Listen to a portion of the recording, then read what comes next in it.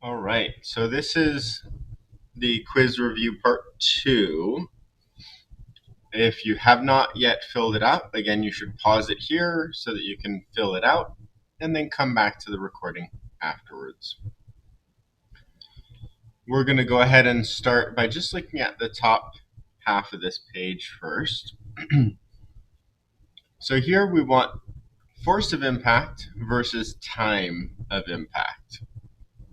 So we're kind of looking at this first part of the equation here, and it'd be really nice if they gave us what impulse in the problem itself. But I'm reading through it, and it doesn't give us an impulse. What it does give us is a mass, kilograms, and meters per second, which is a velocity. So we can use this other equation here where we know mass and velocity, and then time will be given in the table, and then force is what we're looking for. So we're going to kind of use the second half of this equation here. So again, normally I would just start by putting mass, but since I know what mass is, I'm just going to put 1. And then next is change in velocity, and that's a 5. So 1 times 5 on top, and on the bottom, t for time. All right, I'm going to set up the second equation as well, and then we'll fill in the table. The second one is looking for impulse. So again, lots of different ways I could do impulse. It might be mass and velocity. It might be dealing with force and time. I just need to look at what we're given. In this case, we are given a mass here, and we're given velocities in the table. So we are going to just use the bottom equation, mass times change in velocity. Mass is 2, velocity is v. So we can go ahead and set it up that way. Now, just looking at the equations, we should get an idea as to what pattern they might fit.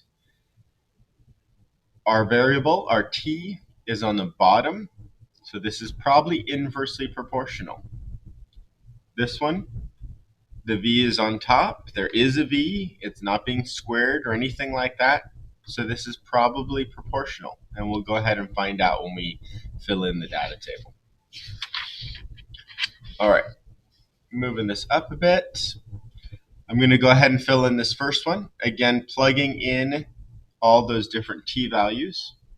So we have 5 over 0.1, and we have 5 over 0.2, and we have 5 over 0.5, and 5 over 1.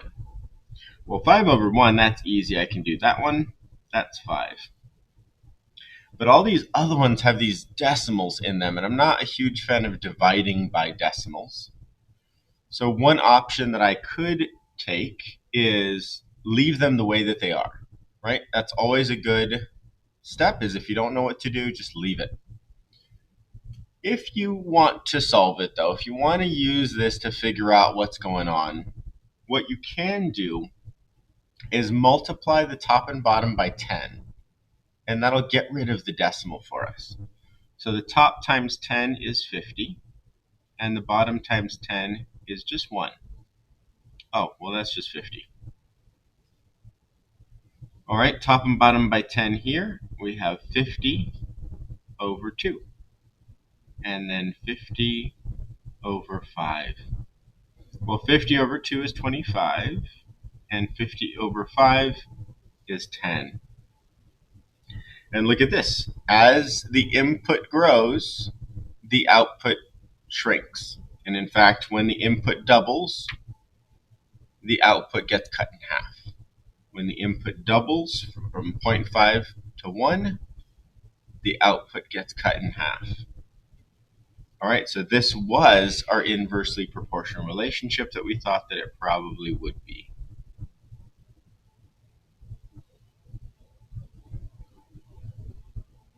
Again, do the best that you can on these drawings. It's not going to be perfect. We just want to make sure that we can tell it apart from the other patterns. So this should not look anything like the other patterns, and then we can tell it apart. For the second one here, impulse is 2 times the velocity. So 2 times 1, and 2 times 2, and 2 times 5, and 2 times 10. And then we can see what each of these things equals. And of course, you can leave it the way that it is, totally fine. But again, if you want to multiply it together, 2 times 1 is 2, 2 times 2 is 4, 2 times 5 is 10, and 2 times 10 is 20. Again, the numbers seem to be growing, so let's look and see what the pattern is. When the input doubles, going from 1 to 2, the output doubles, going from 2 to 4. When the input doubles, 5 to 10, the output doubles, 10 to 20. So this is in fact proportional, which is what we thought it would be. Again, straight diagonal line. Again, do the best that you can. You don't need to get out a ruler or anything like that, but make sure that it doesn't look like a quadratic or anything like that. All right, we're going to go ahead and flip over and take a look at the next side real quick. Here's the equation we're given. Acceleration is force over mass. Right here, 10 kilogram. We know that that is a mass. Force, well, 16 is going to be a force here. This next one, acceleration. So we know the acceleration is 3. Okay. So how are we going to plug these things in? Well, first one here, acceleration is force over mass. This is the mass. So we're going to put F over 10. Force divided by mass, and mass is 10. Next one, acceleration again, equals force. This time we know what the force is, so we're going to put the 16 over mass. This one, a little bit trickier, right? This time it tells us what the acceleration is. This time it wants the force. So we need to take this equation and move things around. Well, if we want force by itself, right now it's being divided by mass. So if we multiply both sides by mass, we can move it to the other side. And what that looks like if I show all of my work, acceleration is force over mass. So what I'm doing is I'm multiplying this side by mass. And of course, you have to do it to both sides. The mass on the bottom and top cancel out over here. And we get that the mass times acceleration equals the force. Okay, well, force by itself, good. Mass times acceleration. Well, I know what the acceleration is, but I don't know what the mass is. All right, so that's what my equation is going to look like. Force equals mass times 3. Okay, starting back off at the first one. Again, this might look like it's going to be inversely proportional, but because the F is not on the bottom, it should just be proportional. And we're going to find out when we plug some numbers in. Let's see. Force is 1. We have 1 over 10. Force is 2. We have 2 over 10.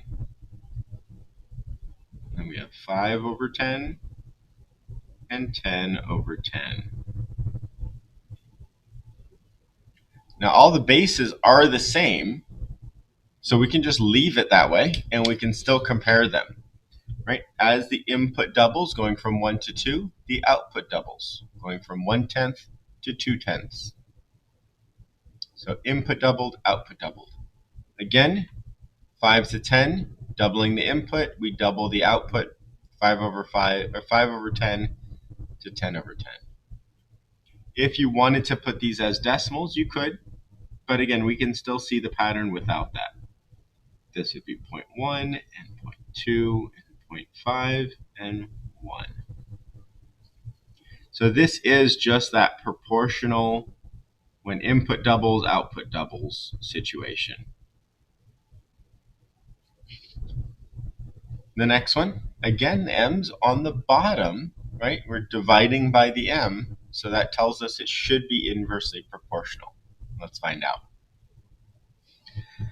Well, we have 16 over 1.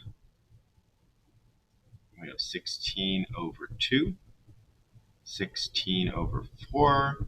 And 16 over 8. Again, we need to make sure that we're paying attention to what these input values are, because they're not the same. In fact, they're different across the board this time, right? The 1 and 2 are the same across the board, but the next numbers are different. Again, we can simplify this. 16 over 1 is just 16. 16 over 2 is 8, and 4, and 2. Again, we're just looking for the pattern. When the input doubles, going from 1 to 2, the output gets cut in half. Again, when the input doubles, 2 to 4, we cut it in half. Doubling, cutting in half. So this is, in fact, our inversely proportional relationship.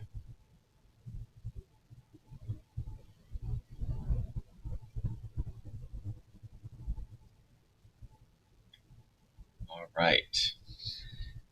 Last but not least, m times 3, okay? Well, if m is 1, we have 1 times 3, and then we have 2 times 3, and then we have 3 times 3, and then 4 times 3. 1 times 3 is 3, 2 times 3 is 6, 3 times 3 is 9, and 4 times 3 is 12. Again, looking for the pattern here. When the input doubles, 1 to 2, the output doubles, 3 to 6. When the input doubles, 2 to 4, I'm going to have to skip that 3, 2 to 4, the output doubles, 6 to 12. So this is proportional. And again, that's what we would expect. M is not being raised to a power, it's not being squared or anything like that. And it's not divided by M. All right. If you guys have any questions, make sure to let me know.